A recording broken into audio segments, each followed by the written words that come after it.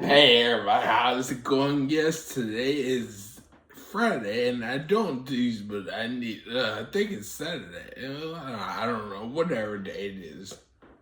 Hello, let's start with greetings. Come on, this will be my third thing for Stranger Things 5. But hello, my name is Daniel. I'll be your host. Your guy in the chair. And yes, today we have this thing going because, for everybody, my tenfold brethren, hello. This is the last season 5 of Stranger Things 3. I put them all together. I think we're getting it this weekend. So sit back and enjoy the theories. So enjoy. Come January 12th, after they premiere the documentary One Last Adventure, we will not be wrong. Why? Because of this. I know a lot of you have seen it already, but I don't know if you quite understand just how significant this really is. When season 5 first aired, we saw the Under Armour logo on Holly Wheeler. The editing team saw this and they said, oh shit, we messed up. So they went in, they did some editing, and they took it out. If you go and watch that scene now, you will not see an Under Armour logo. Which brings us back to this and begs the question, why, oh why, if the editing team has the power to match the color of these dials, why don't they do it? It's because it's intentional. I need you to recognize that. They have the power to edit that out. They have the power to go back and either change both of them to red or both to gray, but they have left it intentionally for us, the viewers, the audience, to look closer at this, to look closer at the show, to look at all these signs, to look at all these things we've been seeing during Conformity Gate. They're doing this on purpose, you guys. And I guarantee after the documentary premieres, everyone will be coming back to TikTok and going, oh my God, the Duffer Brothers have created one of the greatest shows of all time. That's your Guys, it's not over yet. I'm here to renew your hope. So I found something very interesting. So Stranger Things posted this scene to its social media. Shout out to this TikToker for first putting me onto it. So in season 5, episode 3, when Mr. Whatsit brings the 12 children to the house. In this scene, he says he's traveled far and long beyond our dimension. You've traveled far and long beyond our dimension. Or their dimension. So here we think he's talking about the abyss. But what if he's talking about somewhere else? This world is much like ours, only good, free of monsters and darkness. Free of monsters and darkness. It is the light. It is the light. Where have we heard that before? You are the light. You are the light. Now hang on. Throughout this entire scene, he is looking suspiciously at us, the viewer. It is the light. Reaches the darkness. Your loved ones will be saved, and you will be heroes. But don't worry, I won't be leaving you. I won't be leaving you. Tomorrow it begins. Tomorrow it begins. Looking right at us. Yo, this is the missing piece. It is not over yet. Now, my previous video talks about the Stranger Things documentary coming out on the 12th and how it could possibly tie into Wes Craven's New Nightmare. I'm even more convinced now that this is a possibility. Stay tuned. We'll find out. We, the audience, are all under Vecna's curse. And if this plays out the way I'm about to explain, the Duffer Brothers would go down in history for creating the best show of all time. The theory is we're getting these runtimes back after the finale. I know this sounds bonkers, but stay with me. So we've been getting duped this entire time. To begin, the runtimes.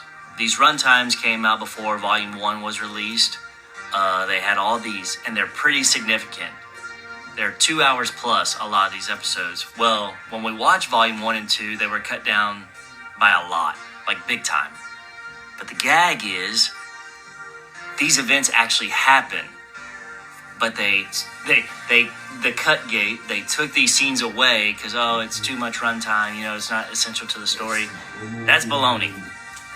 They've done this on purpose to make us, the viewer, forget our memories of what's happening. Okay, I know this sounds bonkers. It's a little hard to follow because I have all these thoughts jumbled in my head. I'm trying to project them as clearly as I can. And I came with receipts, okay, so we can all walk through this together and pray that this theory comes to light. So the first thing is Lucas says this. I don't know about you guys, but I don't believe in coincidences.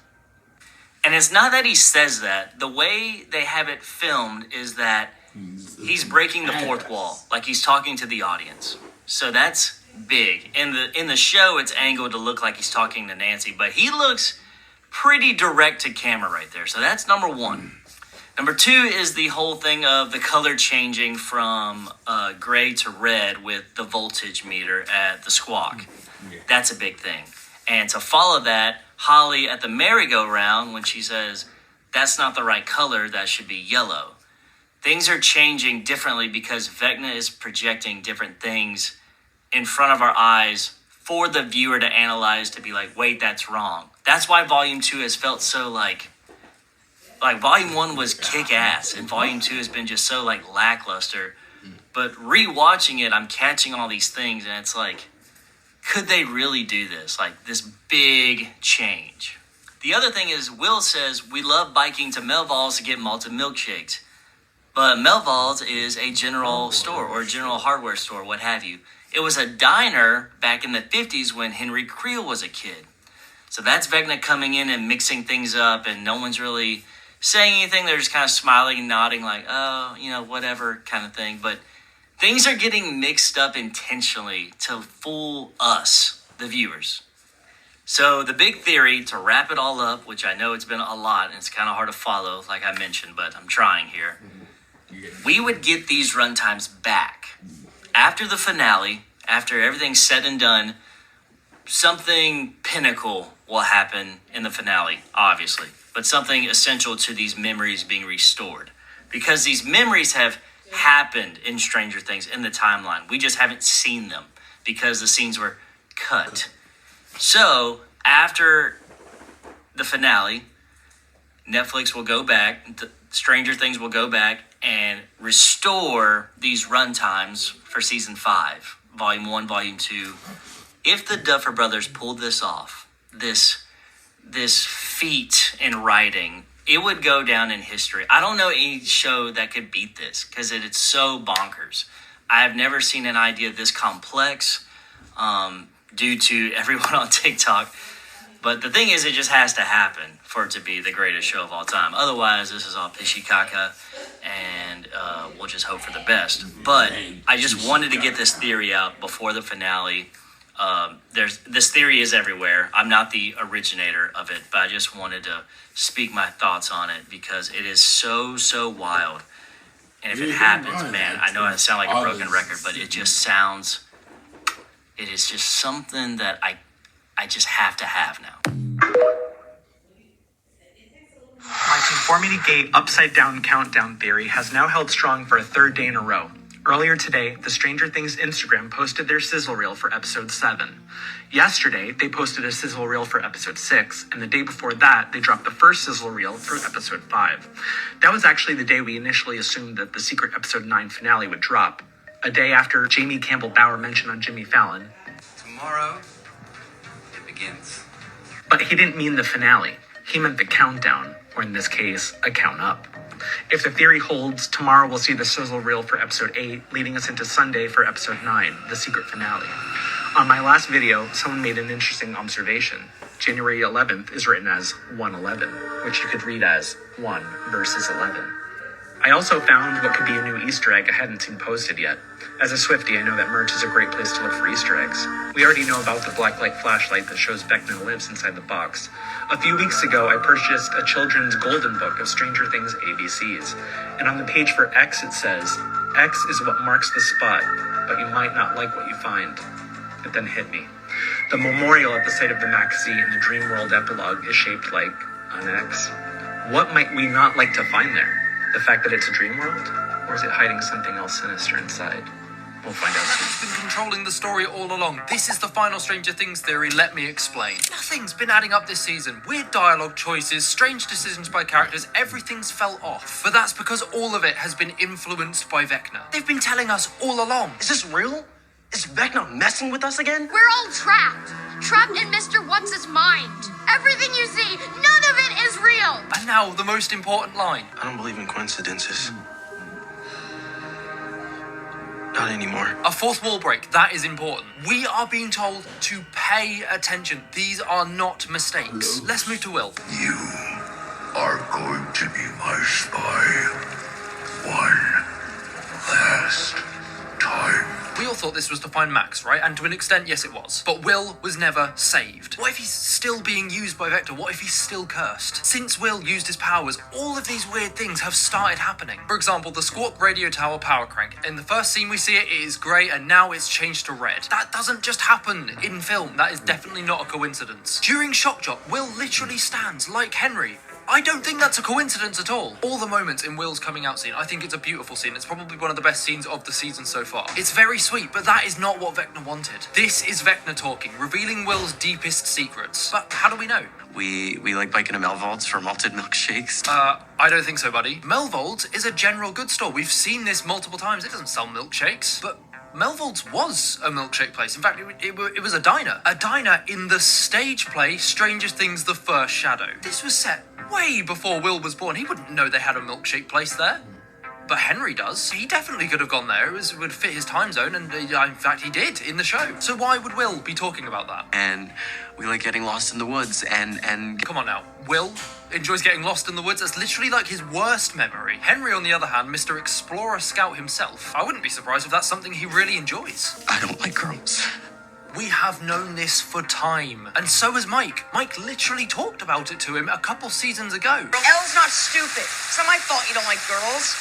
Will talks to Joyce about how he doesn't have his coat on. Well, he must be freezing, bless him. It's almost like he likes it cold. And if that isn't enough evidence, and film school taught me one thing, it's to look at the colour theory. At the beginning of season 5, Will is wearing actually colourful clothing. But during his coming out scene, he's wearing almost all types of brown. Who else wears all types of brown? Now, I'm not entirely sure how big Vecna's reach is here. He might still have control of Max to a degree. That would make sense, considering there's a lot of plot holes with her at the moment. It could explain why Mike is actually calling Mrs. Byers Joyce now instead of Mrs. Byers like he's always done every single season. Generally, I doubt that Will is the only person cursed by Vecna, but I believe that we are too. We have literally been inside of Vecna's mind. We've been watching him mold these kids over 3 to 4 episodes now, but he's controlling our view of the story just like he's controlling these kids. We are the kids. The kids are Henry's audience, and Henry is putting on a big old play for himself to enjoy. Remember Max going through Henry's memories? Joyce is making a play. Henry is starring in this play, and when is this set?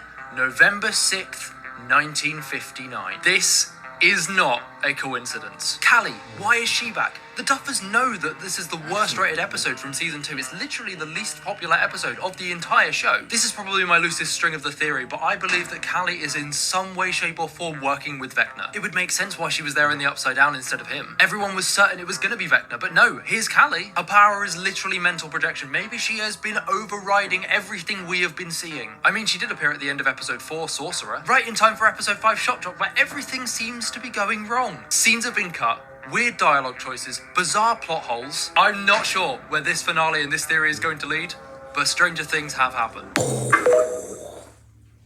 One more. I will 100% convince you Stranger Things is not over. The Duffer Brothers have gone on record saying they didn't shoot multiple endings. No secret alternates, no backup finales. You haven't shown multiple endings. Oh, no. On the surface, that should shut the conversation down. But here's the thing. Even if there aren't multiple endings, that doesn't automatically mean what we saw was the full truth. Most people walked away from the Stranger Things finale feeling a little off. Not angry, not shocked, just unsettled, like something didn't fully line up. So here's the premise. What if the finale we watched wasn't the real ending of the story, but a constructed one inside the narrative itself? Right away, there's a visual inconsistency that starts this whole spiral. The basement where the kids play D&D at the very beginning of the series. In one version, the doorknob is on one side. In another, it's on the opposite side. That's not a small continuity slip. That means the room is either mirrored or incorrectly replicated. And in a show obsessed with dimensions, reflections, and inverted worlds, that matters. Then comes the puzzle event. Stranger Things rolled out a puzzle experience where each episode unlocked a new piece. Recently, a new puzzle appeared. The word that ties it all together is graduation. And in the graduation image, there are exactly 12 people wearing sunglasses. 12. The same number of people Vecna took. That's where this stops being coincidence and starts asking a bigger question.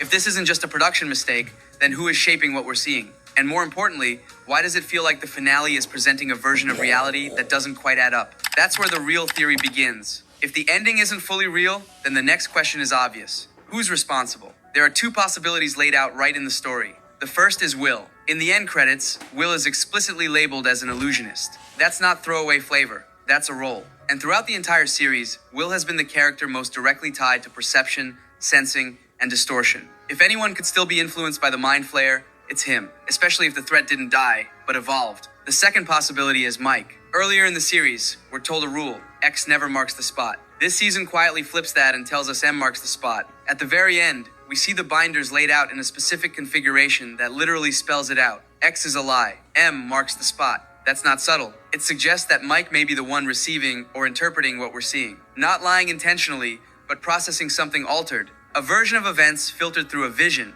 a spell, or a manipulated memory. So the finale might not be fake in the sense of being meaningless. It might be fake in the sense that it's a projection, a constructed future, a reality shown to someone as a way to make them stop fighting. And that idea lines up with everything that comes next. This is where it stops living only inside the show and starts bleeding into the real world. Netflix didn't just drop the finale and walk away. They kept posting.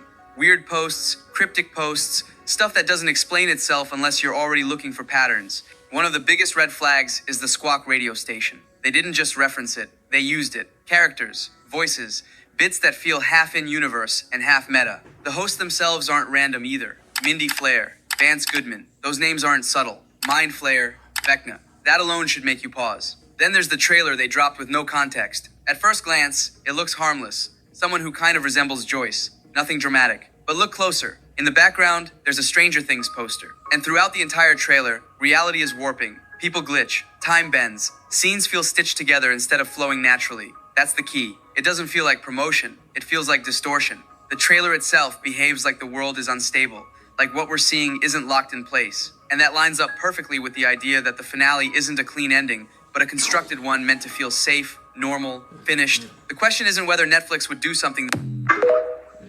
Good Lord, this is... It's Conformity Gate 3. Let me get this straight. People think there's a secret episode or missing scenes that are going to be released, right? Right. But now you think there are secret Volume 3 tapes somewhere hiding in the world. Also right, and I think I may have one, or at least have one of 11 clues to find it. Explain. So before Volume 2, Google and Stranger Things sent 11 people these tapes, telling us you need a VHS player not to watch it, but to decode it. First watch, I didn't think anything of it, but now with Conformity Gate, I realize this tape is full of Easter eggs. What do you mean? Well, the theory right now is that if something were to be released, it may happen on January 11th. As Stranger Things right now is posting scenes from each one of the last 4 episodes. As of recording, they just posted scenes from episode 7. On January 10th, that means scenes from episode 8. What is left for the 11th? Okay. And if you notice, the tape says ST11, Stranger Things 11. Again, there are 11 tapes. That can't be a coincidence. Right? Which leads me to number 2, the mailing folder the tape came in. Dean in our community pointed out that of those on this list, Murray is all about conspiracy theory. And Robin, who the tape was last sent to before it came to me, she's the one who cracked the code in season 3. That makes me think that something is actually on this tape that needs to be decoded, like Google said. Right? Which takes me to what's on the back of the tape. Finding one is part of the adventure. It makes me wonder, if finding one is part of the adventure, what if finding all 11 is the end of the adventure? What do you mean? What if the tapes are like a puzzle? Each tape has its own puzzle piece that together solves the mystery. Yo, okay, so did you find something when you were watching the tape? I'm actually still scrubbing through it, but I've contacted 5 others that I know who have the tapes to see if we can find anything. Hey everybody, yeah, that was good bit, 18 minutes I think, but jeez, that's why I still say, we don't have to wait for the 12th, it'll be the 11th, Sunday tomorrow, 1/11, so 1 versus 11, it makes sense, I think, And that's just coming from me. I mean, I heard all the things and I figured that out. But see, I mean, they wouldn't put all the clues and everything just for everyone else. Just, that's it. That was it. That was the story. But I don't think that. I don't believe in coincidences. Do you? But still, hey. I hope you're very far and you want to see more and you like what you saw. You like it? Comment down below if you heard anything else.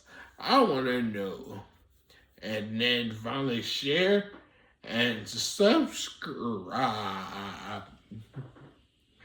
But I hope you have an awesome night and the rest of your day goes really well. And I'll see you in the next video.